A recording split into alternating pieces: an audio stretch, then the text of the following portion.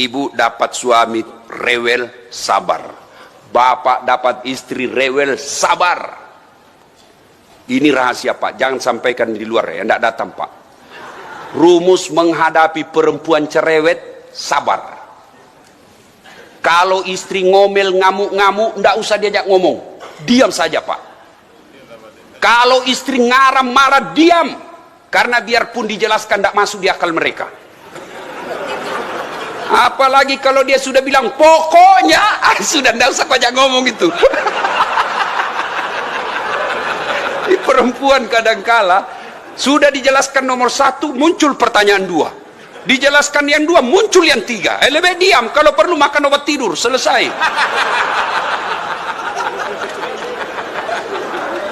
Ini ibu-ibu ada salah suaminya ditahu 1 kali, itu aja terus diulas. Bertengkar lagi 2 tahun yang akan, itu lagi dia ulas. Bertengkar 4 tahun, itu lagi dia ulas-ulas terus. Padahal sudah dijelaskan. Maka rumus menghadapi perempuan, sabar, diam. Ngomel, diam aja. Karena makin kita balas, makin banyak pertanyaannya. Nah, begitu. Ibu juga jangan suka ngomel, bela. Kalau ibu suka ngomel, tidak tahan suami di rumah.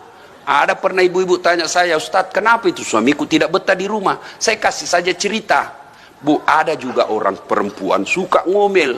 Akhirnya suaminya, suatu ketika, dia bawalah istrinya pergi beli emas. Selesai dibeli emas, senang betul istrinya. Senang betul istrinya. Lalu dibawalah ke pinggir sumur.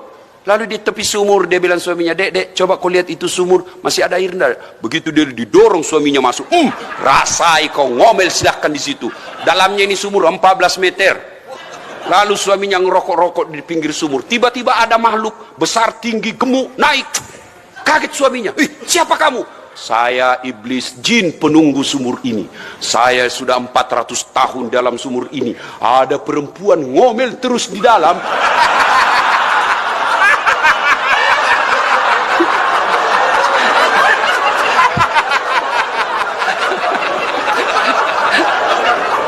Wih, enggak betah saya. Masya Allah.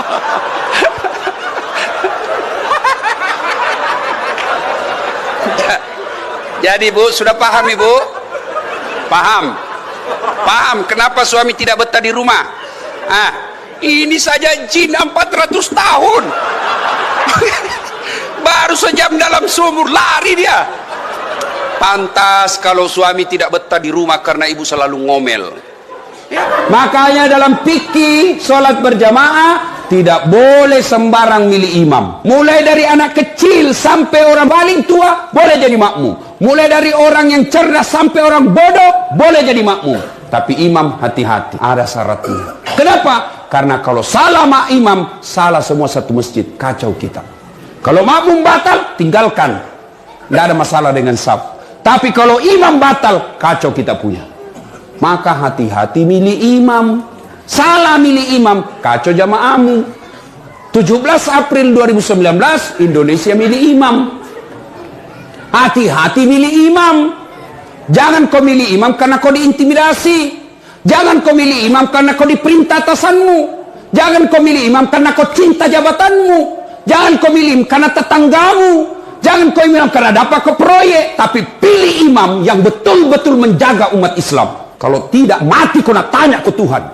Begitu kau mati, nak tanya ke Tuhan, kenapa kau tidak pernah hadir membela agamaku? Apa kamu jawabkan? Kalau bapak tidak disuka sama bupatinya, dikasih pindah ke Selayar, masih ada pilihan, saya pensiun dini, selesai. Tapi kalau masuk kau dikubur, ditanya, kenapa kau tidak pernah bela agamaku? Apa kamu jawabkan? Hati-hati kau. Jangan milih imam karena duit. Jangan milih imam karena pejabat yang intimidasi kamu.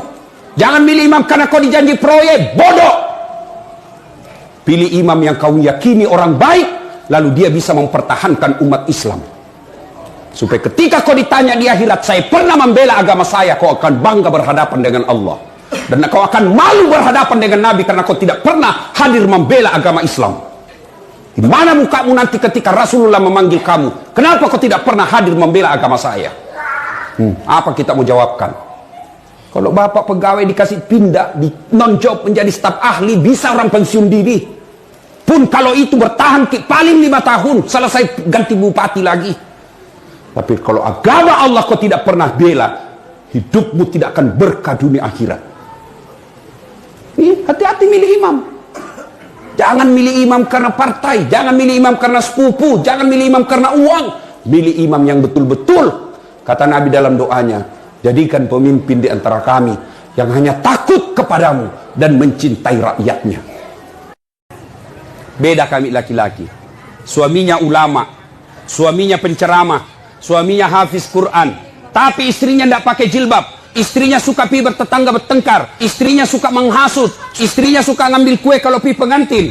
Ibu-ibu Pak Doko yang selalu saya istilahkan ibu-ibu Columbus, kelompok ibu-ibu pembungkus.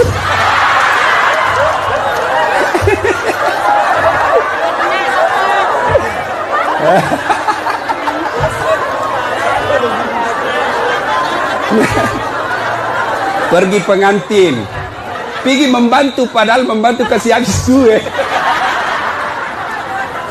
Jangan bu, tidak boleh ya ibu majelis taklim, tidak boleh ibu Columbus. Nah ya, biar sepupu yang punya cara, kalau tidak minta tidak boleh.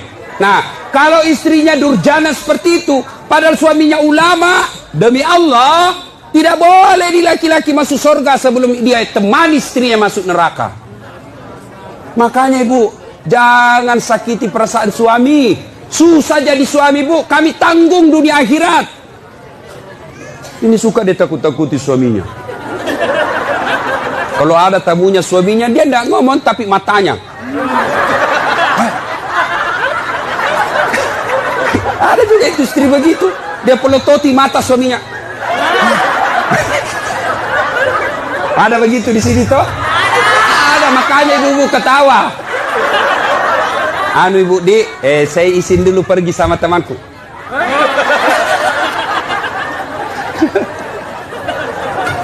Jangan masa bodoh dengan politik. Jangan kau bilang, ya mau kau politik, sekolah mau kau saja baik-baik, kuliah kau baik-baik, kau sarjana. Oke, kau sekolah baik, tamat kau SMA ranking 1, kuliah IP-mu 3,9, tapi yang mimpin negara, orang yang tidak peduli dengan lapangan kerja, akhirnya apa? Dia datangkan tenaga-tenaga kerja asing dari luar negeri, kamu jadi pengangguran padahal IP-mu 4,0.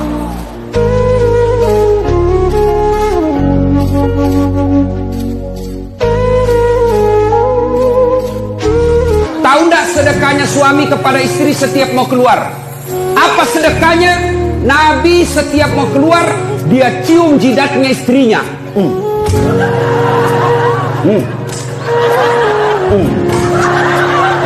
Dicium. Coba ciuman suami sebelum pergi kerja, sedekah seorang suami kepada istrinya. Maka bapak-bapak mulai besok sedekahlah sebelum keluar rumah. Tapi ibu juga harus cantik. Mau disedekahi bau kalepanya, kariwil rambutnya, kuning gigina. Nabila suami tak jauh-jauh kau deh. Kalau nak lupa suami tak ibu, kalau nak lupa suami tak, kasih ingat Pak.